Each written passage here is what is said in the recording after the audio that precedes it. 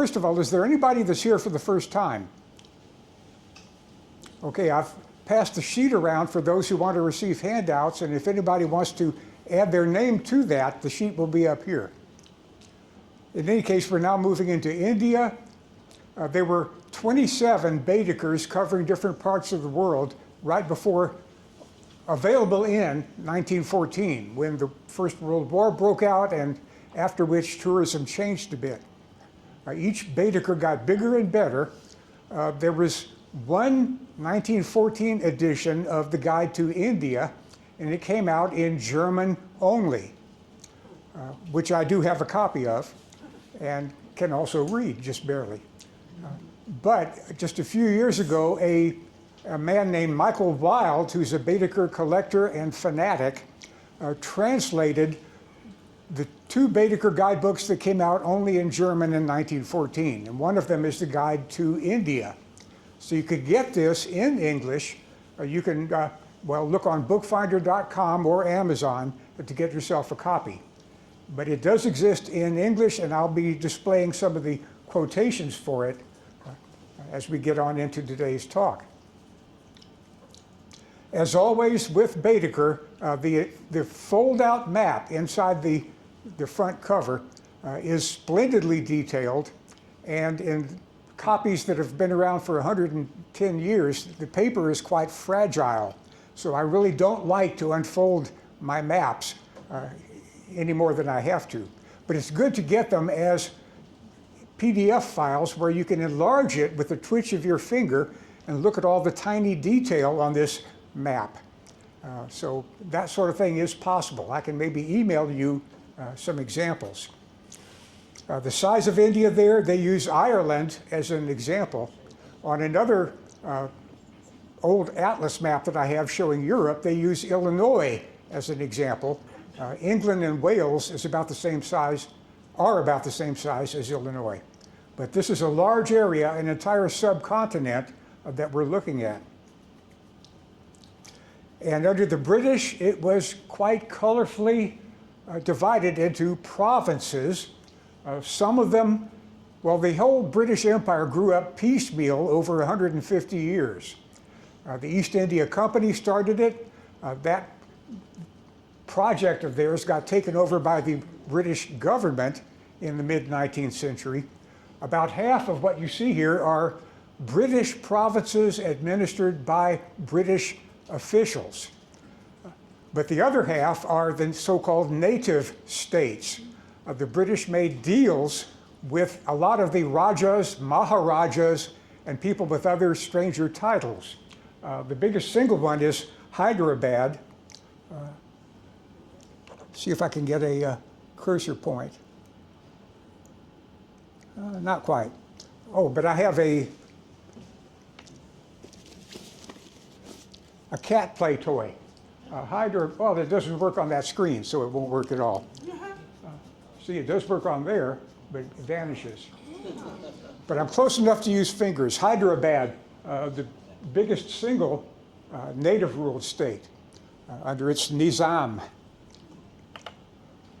On the back of this 1947 map, which is a splendidly detailed image of a world that was about to disappear, a political world, is a guide to all of the political subdivisions of India, all the provinces, all the native states. Quite handy. We'll get back to this a bit later on and look at least one of those native states. But for a bit of background on India, here's this. I can send you this PowerPoint show, by the way, and you can admire it at your leisure. Which brings me to this point. I'm using OneDrive to send you the actual PowerPoint show. Are you getting that, and are you able to look at it? I see people nodding their heads. I'm discovering that OneDrive works well when you punch the right buttons. So anyway, you'll get this show later today, I guess.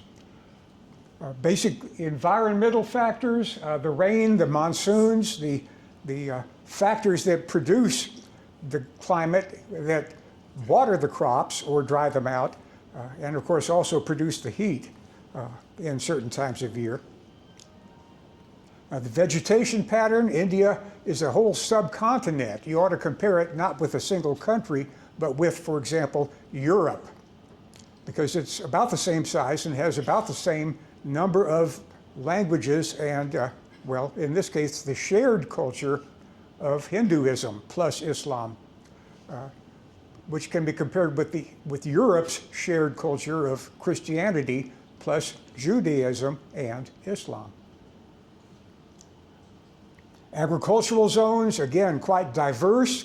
The area up here is, of course, dry and desert. The area over here, jungles in some cases. Any reader of Rudyard Kipling will know all about that. The history of this land is fascinating and significant. It's been said that the history of China is the history of a central empire which occasionally breaks up into fragments. The history of India over thousands of years is the history of local fragments which occasionally come together into an empire. And the periods with larger empires are shown here. The last big one before the British moved in was that of the Mughals, Muslim rulers over a Hindu population, producing interesting situations. The British, of course, in the 18th and 19th century took over India piecemeal, set up this collection of provinces and native states that we've looked at. And then in 1947, 48, all this came to an end. India became independent. Here's a summary of the history of everything that I've just said from a small historical atlas. You can read this at your leisure. And here again is our map. Looking at those political units, I did take a look at the political subdivisions too small to name on the map, smaller, tiny states. By the way, this reminds me of Germany in the Middle Ages, the Holy Roman Empire, which basically let local government go wild with tiny little principalities all over the place.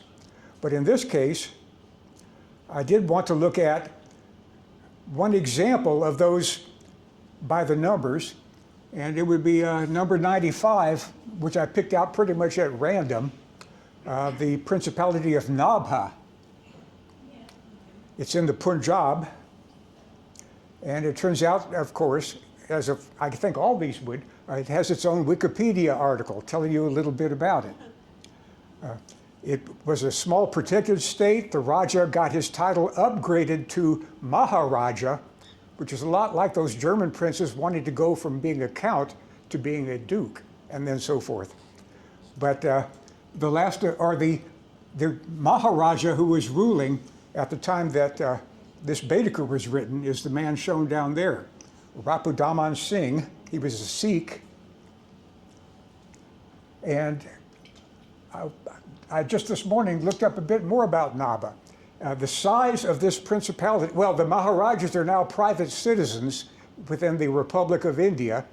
They still have wealth and they still have local prestige in the lands that they used to rule. And this particular dynasty is still around today. The current, well, pretender, I guess we could call him, is Kunwar Abuday Pratap Singh. He is 13 years old, and he had a coronation ceremony about a year ago just to keep the old traditions going. But there's that. Nabha Principality is about the same size as Champaign County, it turns out. 966 square miles to Champaign County's 998. Population is smaller. The town of Nabha is not that large. Champaign-Urbana is a more urbanized county for the entire county population. So in that sense, the main town there, about 100,000 people. That's one of the few things in which the numbers are smaller over in India. So there's that. The peoples of India, different languages. The two big colorings indicate the Indo-European languages spoken in the north, like Hindi, Bengali, and all the others. And then the totally different South Indian languages, the Tamil language groups, quite a bit of diversity there. When India became independent, it was felt that maybe Hindi could become the national language, but that would favor the northern Indians over the southern. And so they have kept English, left over from the British Empire, as the one language that all the various groups in India can use. Religion, again, about 4/5 Hindu, about 1/5 Muslim. The numbers would be different if you include Pakistan and Bangladesh, which were, of course, part of the old British Empire.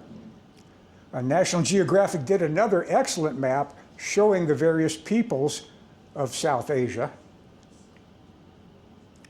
and providing that key to the linguistic groups, quite a bit of diversity there. The religions on the National Geographic map, again, made clear. You can read all this at your leisure if you want the PowerPoint. In society, for thousands of years, the caste system has been deeply entrenched. Officially, in today's India, it's not a dominant force. The government says even the Dalits, the untouchables, can have prestigious positions. And I think the Republic of India has had one Dalit president. The honorary president, the prime minister, of course, does the actual work. But this is that famous division into castes that has lasted so long. The famous big names there are the big categories of all the thousands of castes that exist. And Baedeker has a few things to say about that a bit later on. Population numbers, at the time of our Baedeker, it was about 280 million people, or 280 million. Today it's 1,800,000,000 people. India is now the most populous nation on earth. It had a huge population in 1914. It has a stupendously huge population today. This was the heyday of the British Empire, and getting out there from Britain meant, of course, steamship travel, as comfortable as you could possibly manage it. Telegraphic communications existed, telegraph lines, allowing messages, information to be sent all over the world. All this was in place by 1914. The steamship network, the steamship companies are shown here. You might have taken one from the British India Line, for example, founded in 1856. Baedeker does give you a good summary of how to get there from Europe. Again, this was written in German and intended in this edition for a German-speaking audience. World War I meant that they never quite got around to creating their own English version. The steamers are booked up early. You ought to reserve passage early. For Germans, the North German Lloyd out of Bremen would be one to take. The English companies like the P&O, Peninsula and Oriental Steam Navigation Company, once a week voyages. And you'd want to go posh. That word that we all are familiar with was an acronym. To avoid the heat, you want to go port out, starboard back. Or starboard home, I think it would be. And again, these images give you some idea of the way people would handle a non-air conditioned age on the way to India. At journey start, check your bags, of course, check with the cabin steward. Serious talk in the smoking room. Could that be for men only? This was not just a racist period of history, but also a sexist one. But Baedeker does tell you what to expect and what to take. India, travel is comparatively straightforward. Things are quite efficient. December through the first half of March, the best time to go. Railway lines constructed under the British, making visits to all the major centers quite efficient, quite easy. Knowledge of English ought to be good, so the Germans ought to practice their English. And learning a few words of Hindustani will help a bit. The people, says Baedeker, are neither hostile to strangers nor importunate. and are far less likely to beg than is the case, for instance, in Egypt. Public safety is guaranteed. Every native knows that any attack upon a European is punished severely, and that the culprit very rarely remains undetected. You don't need to carry a gun. Minor pilfering might occur, but it'll be your own fault if you leave your stuff out. Equipment, carefully consider it before you go there. Alternation of heat and colds, traveling conditions, long rail journeys on this continent-sized realm. Social customs of the English. The Germans had better get used to those. As always in these Baedekers, he provides lots of advice for the gentlemen who are going, what to wear, what to bring. Could these Baedeker authors have been clueless about what women would need? He does say the following hints to gentlemen will give ladies at least a clue as to how they should best equip themselves according to custom and needs. That's the best he could come up with. The following suits are sufficient, lightweight, etc., etc. Formal wear only when you're visiting the viceroy or something like that. White colors might work except for the dusty conditions. Social gatherings with the viceroy, I'm sure all of us would be interested in doing something like that.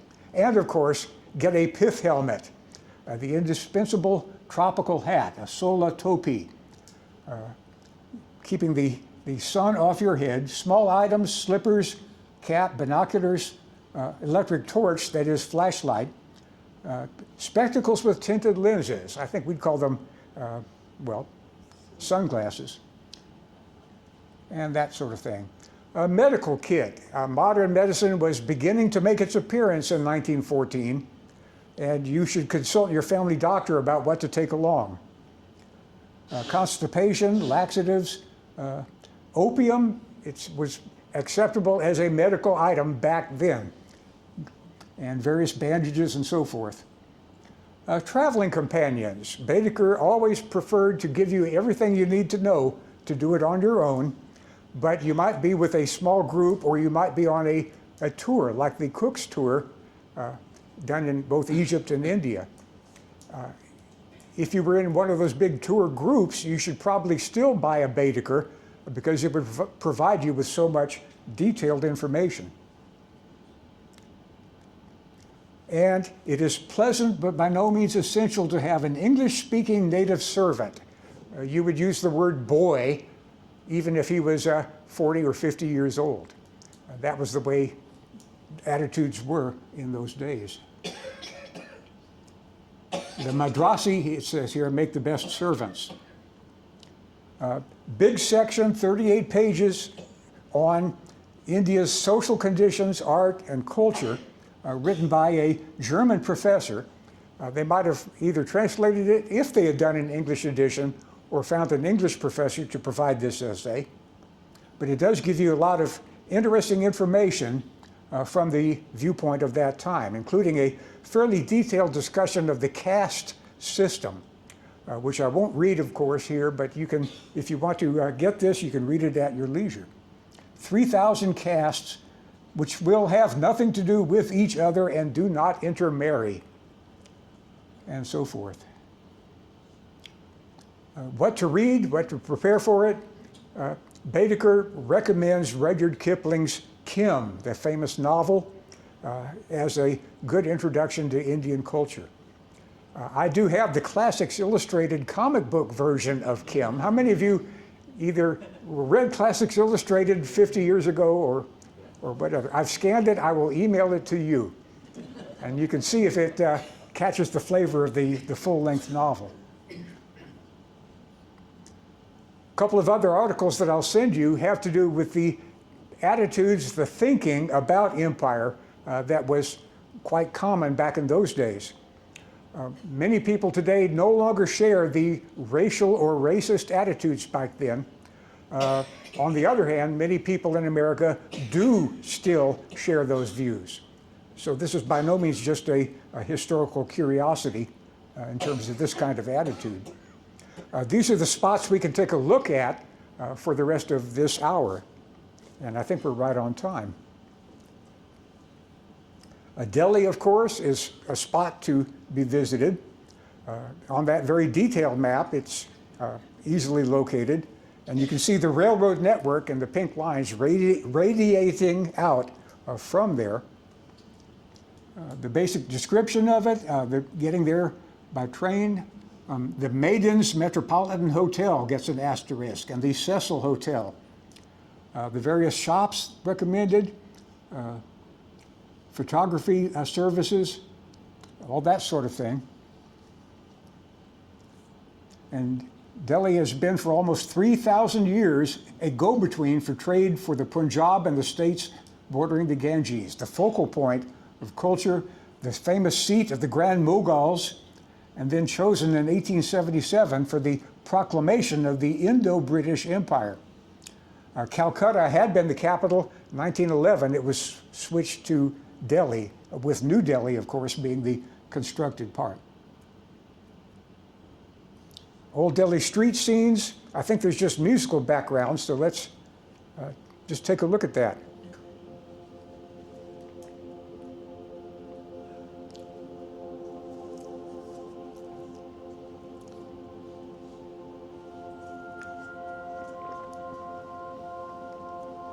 Can you hear this sound?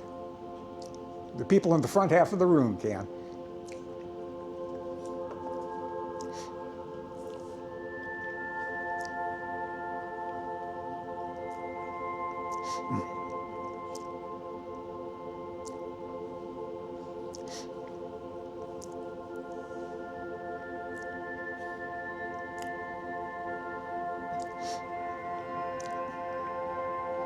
Balancing objects on your head is a highly trained skill which many people have acquired in the past. I don't think it's common here in the States anymore.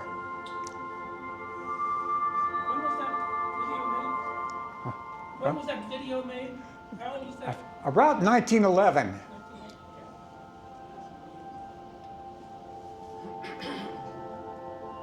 It's very short. The stuttery photography can be now easily edited and smoothed out and made easier to watch. And of course, with AI and other things, it can also be colorized and made to look just like a 21st century film. We'll see an example of that shortly.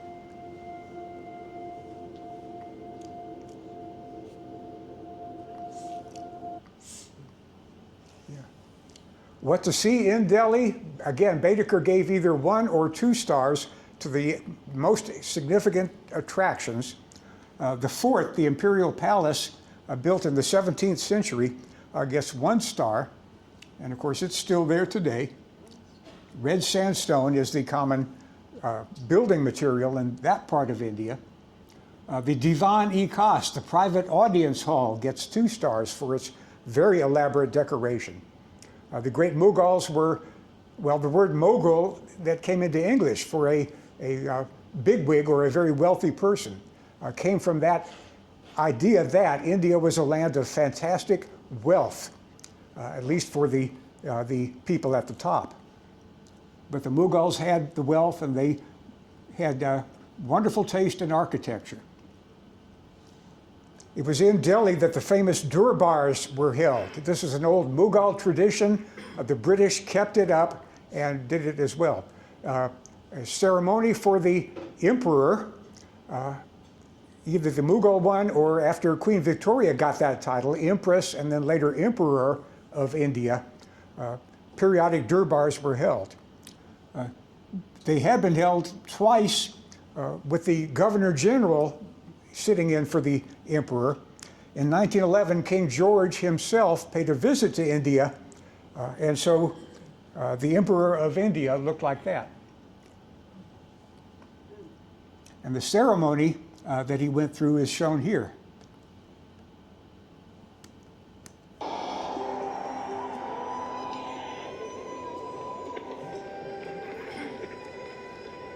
It's known as the Raj, Sanskrit for ruler. Can anybody hear this? Britain has run things here since the mid-18th century. First through the East India Company, and since the 1850s by direct crown rule.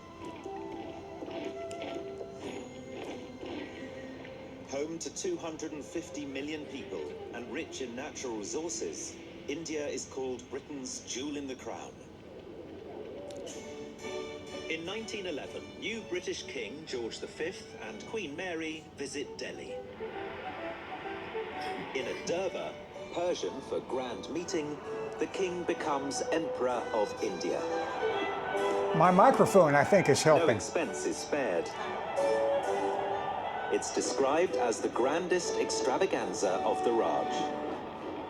50,000 troops and platoons of bejeweled elephants dazzle 250,000 spectators.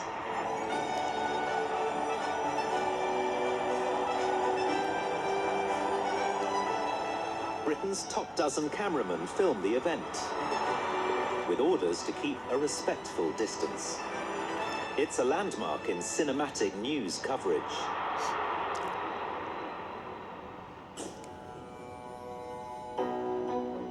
The king accepts expressions of fealty from nearly every Indian noble and thousands of the country's gentry.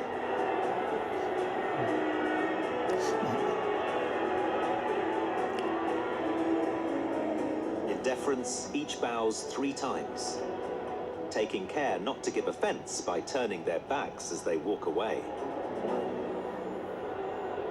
But the wealthy Maharaja of Baroda bows only once. He then turns his back on his emperor, swings his cane, and, it is said, laughs.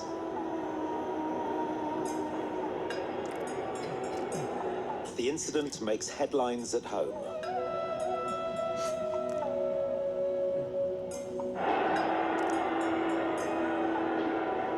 The prince apologizes, pleading nervous confusion. As a powerful ally of the Raj, he is not rebuked by George V. And a few years later, the king gives Sayajirao III, Maharaja of Baroda, a knighthood. So there. Yeah. Good job of colorizing the old film, I think. But the British were only keeping up the tradition that was age-old in India. The Mughal emperors would have held the same kind of ceremonies with the same sort of rituals. Outside Delhi, again, neighboring areas, well, Baedeker describes what to see. The city itself today is bigger than it was then, and it looks like it will soon be the world's most populous city in today's 21st century world. Another spot to be visited, again in northern India, south of Delhi, would be Agra. And once more, all the basic information on what's needed is there. What to be seen? The fort, of course, the Jama Masjid or mosque, and of course the Taj Mahal. Quite lovely by moonlight. The Taj Mahal, of course, gets 2 stars. Baedeker never gave 3. And by the way, in World War II, the so-called Baedeker raids by the Nazis were on British cultural cities. And the story was that the Germans had gone through Baedeker and they were bombing all the cities that had 3 stars. Well, I don't think they needed Baedeker to determine cultural sites. But the Taj Mahal, of course, the tomb of Shah Jahan's favorite wife, is splendid.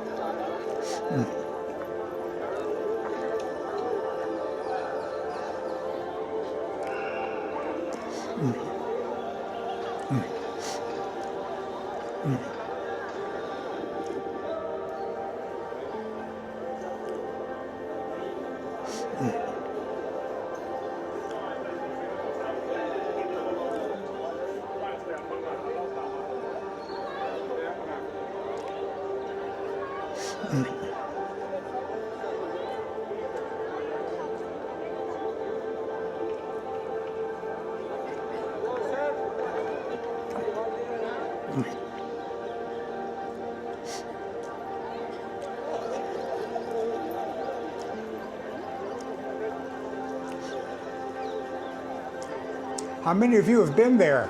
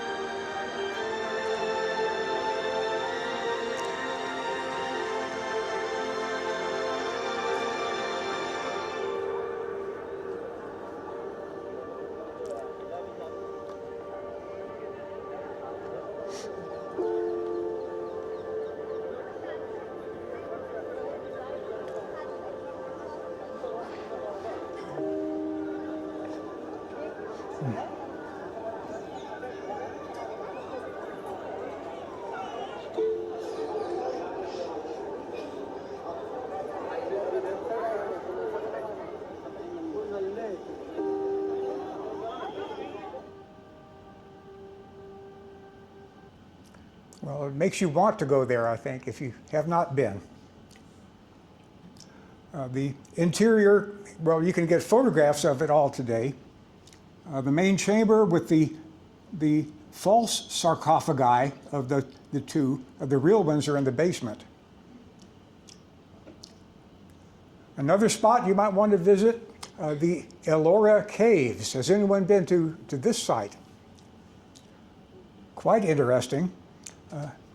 It's northeast of Bombay, and the excursion to Ellora gets 1 star. The cave temples there are quite, the cave temples get 2 stars, as well they deserve. This is not a structure that was built, this is a carving. The surface of the rock you can see going overhead, the rock was carved down to create this splendid, very detailed temple. Just as a sculptor like Michelangelo can look at a huge block of stone and envision what's in it and then create that, these sculptors did that with this cliffside.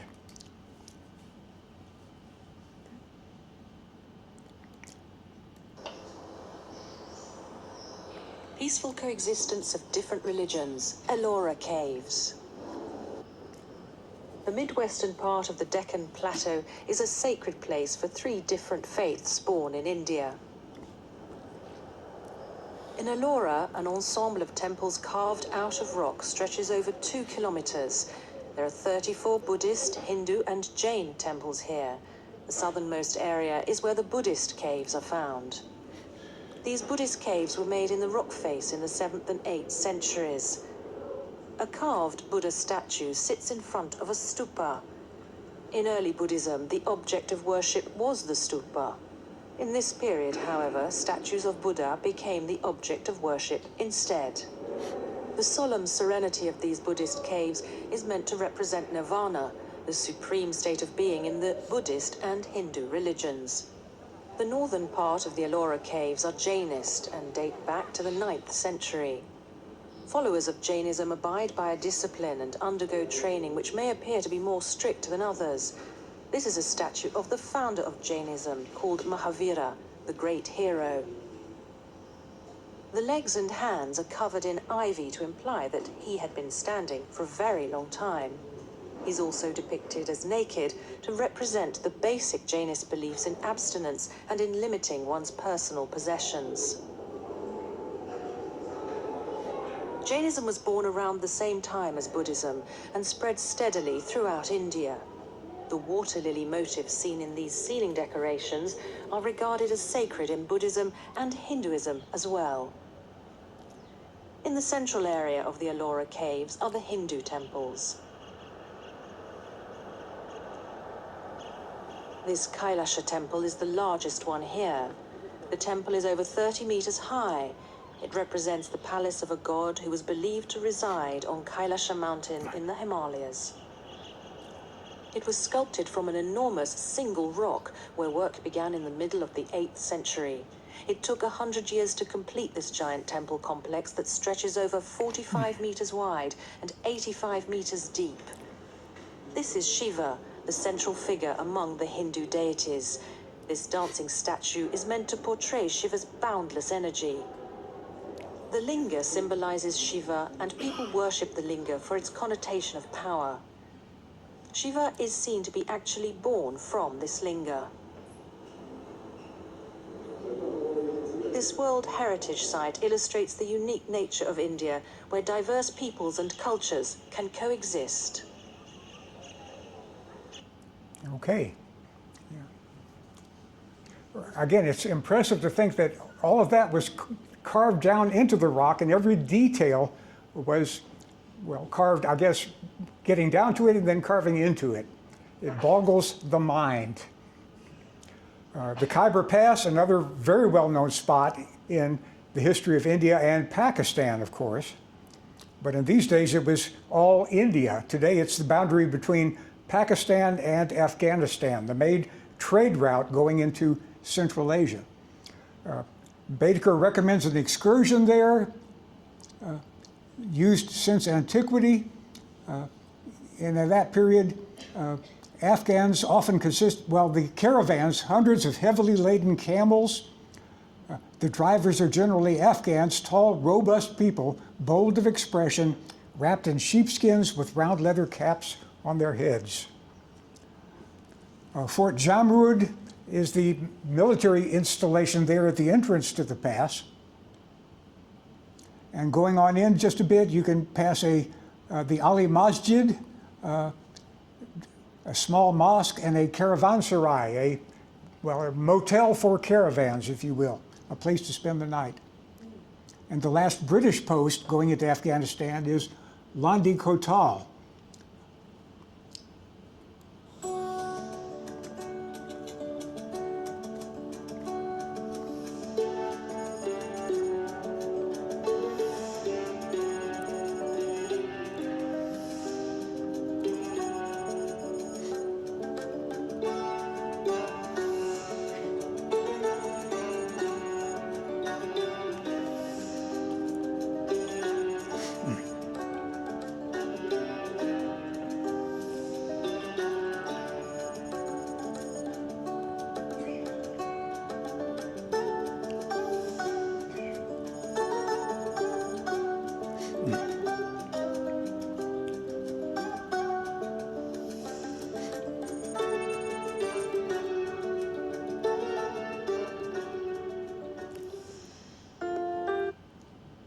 I've also got a 1930 film. I'll show just a short bit of that.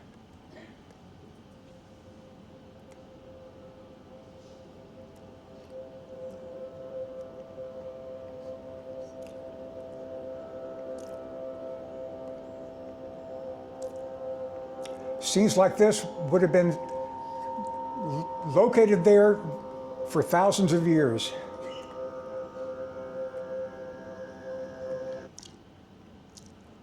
But that's the Khyber Pass in 1914. Any questions so far on any of this? Let's take a look at one more spot. India gets hot in the summer. The government officials, well, Calcutta perhaps gets even hotter than most of the rest of India. But Darjeeling up in the Himalayas was where the entire government staff would go in the summer to escape the heat. And it became, in effect, the temporary capital of the empire. Hotels, of course, for the British, the usual shops, the climate, and the detailed description. The charm of the scenery up there of the Himalayas is increased by the fascination of the inhabitants. The majority are Lepchas, family units, primitive agriculture, men and women dressed almost identically, it says here, and can be differentiated often by the fact that men wear one pigtail and women two. Go figure. The Bhutanis, people from Bhutan, are not described politely. A rough and dirty mountain race from Bhutan, litter bearers and coolies. The Nepalese, on the other hand, are sought after as settlers on the tea plantations. And they always carry their kukri in their belt, the slightly curved knife. Tibetans come in for trade and for visits. The panorama, the views, of course, are splendid.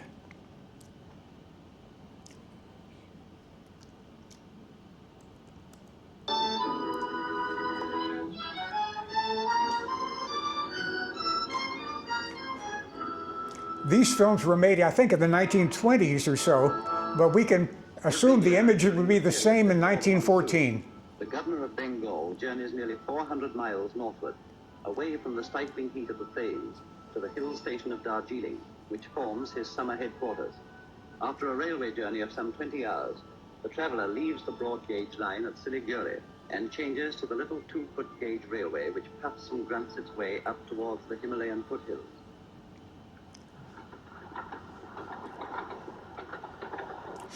For 51 miles, the train winds its way up through the mountains, closely following the old hill cart road, which once was the only southern approach to Darjeeling.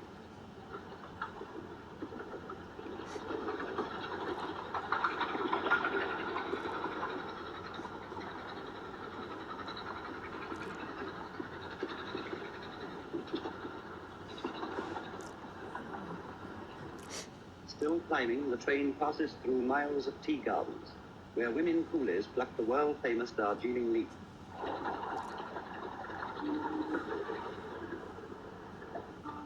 These women are picking the cream of the crop that makes the most expensive grade of tea, the top 3 leaves of the plant known as flowery orange pekoe.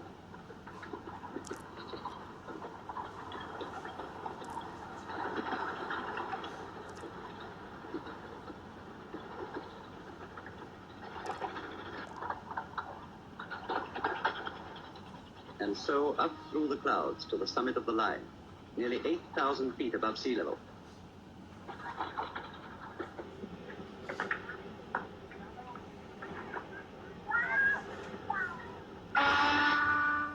To descend soon after through the outskirts of Darjeeling to the terminus.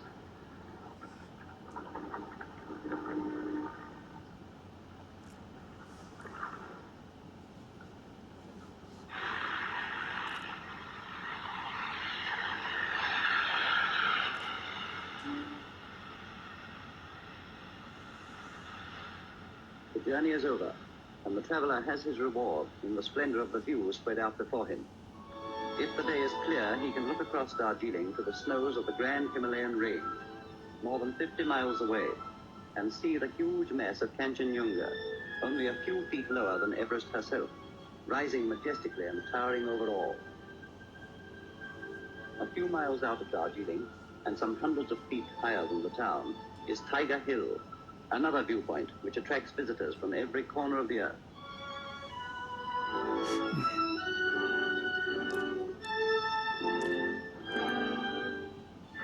To get about the town in comfort, you must travel by rickshaw, for the steep hills make it exhausting to walk, and the streets are too narrow for motor cars. The rickshaw men are great gamblers, ready to risk their last anna at their eternal games of cards or dice.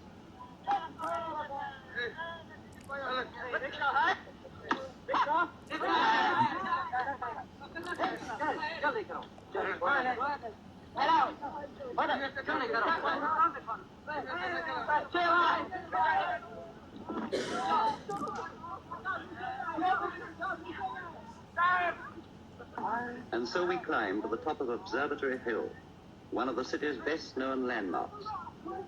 Here is the Buddhist shrine, with its grove of tall Tibetan prayer flags and festoons of paper left there by devout pilgrims. The shrine is tended by a young Buddhist priest, or lama, who gabbles his prayers with all the haste of a starving man saying grace before meat. Just below Observatory Hill is Government House, the summer residence of the Governor of Bengal. The house itself, standing in beautiful grounds, occupies the finest position in Darjeeling. Government House is always under military guard, but this is not the only armed force in the town. From military precision to the chaos of the marketplace, Darjeeling is one of the busiest trade centers along the northern frontier of India. Every Sunday a great bazaar is held in the hollow of the town. Here are pots and pans, vegetables and fabrics, silver and cheese, all jumbled together on the stone flags of the marketplace, and a babel of tongues wagging in the excitement of barter.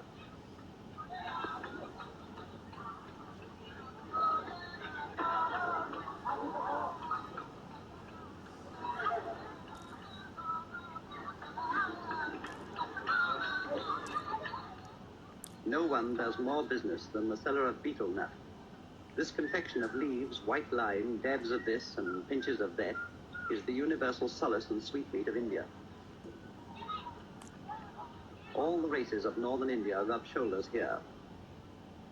Girls from Nepal, Tibetan beggar women with their prayer wheels.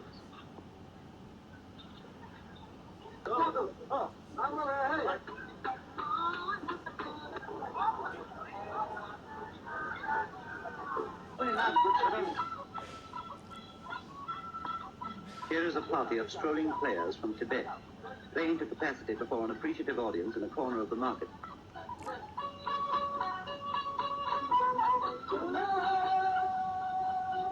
The black smears on this woman's face are not dirt. They are streaks of pig's blood put there to cure a headache.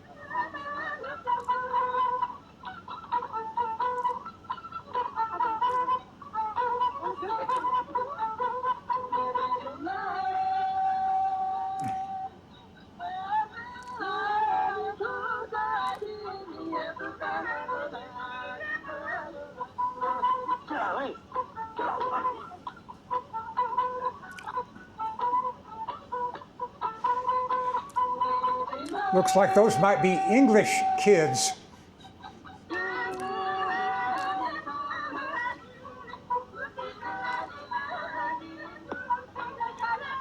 Here in the market is the real spirit of Darjeeling, a city of simple people caught up in the tangle of Western civilization, too busy with their affairs often to raise their eyes to the glory that surrounds them, to the mountains that are the wonder of the world.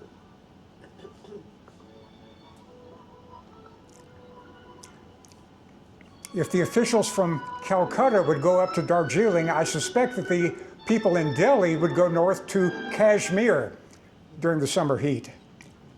By the way, this is right next to Sikkim, the former kingdom, and some of you might remember her in the news about 50 years ago. Does anybody remember Hope Cook, socialite, wealthy young woman, married the king of Sikkim and became the Hope Namgyal in 1971. Sikkim was annexed by India. It turns out that the king was not really a separate monarch, according to the Indian government, but rather just yet another Maharaja to be brought into the Indian Republic. So she became an unemployed queen. But she had her 15 minutes of fame, I think, when she got married to a Buddhist prince.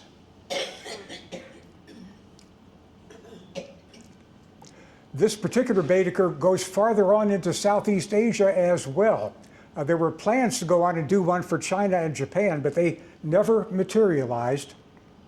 But as always, the detailed fold-out map shows you the Dutch East Indies, which of course is today's Indonesia, the British collection of colonies called Malaya, the separate city of Singapore, all of which would have interesting futures.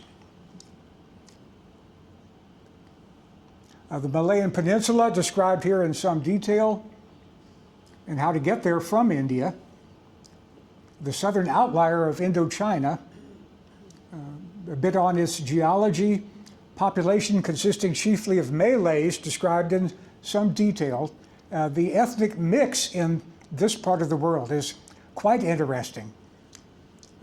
The Chinese, of course, important as a bloc dominating trade and commerce in their traditional way.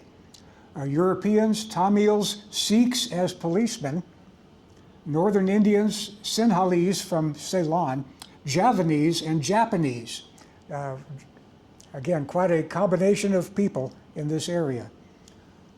Kuala Lumpur, founded in 1859, became the capital of Selangor province in 1880, later became the capital of the Federated Malay States. Malaysia, Singapore, again, population grown enormously since the time this book was written. In Indonesia, of course, today 281 million people in that rather populous area, much of it concentrated in the one island of Java. Malaysia and Singapore there, again, population increase. Kuala Lumpur. Kuala Lumpur is the capital and the largest city in Malaysia. In this video, we are going to show you the evolution of Kuala Lumpur from its early discovery up to the modern city of today. But before anything else, please consider subscribing for more interesting videos. As early as 1840, the area around the modern Kuala Lumpur settled with just few houses and shops. Early Chinese settlers involved in tin mining in the area. In 1857, Kuala Lumpur became established as a town, as a part of the Sultanate of Selangor. In 1868, the third Chinese Kapitan of Kuala Lumpur, Yap Aloy, was appointed. In 1872, Kuala Lumpur were burned to the ground, when the town became involved in the Selangor Civil War, due to the fight for the control of the tin mines. In 1873, Kuala Lumpur was recaptured by Yap Aloy with the help of fighters from Pahang. In 1881, the town experienced flood, following a fire that had destroyed the entire town.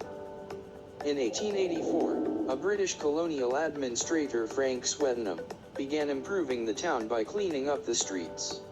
He also required that buildings should be constructed of brick and tile so that they would be less flammable, and the town were rebuilt with wider streets to reduce the risk of fire.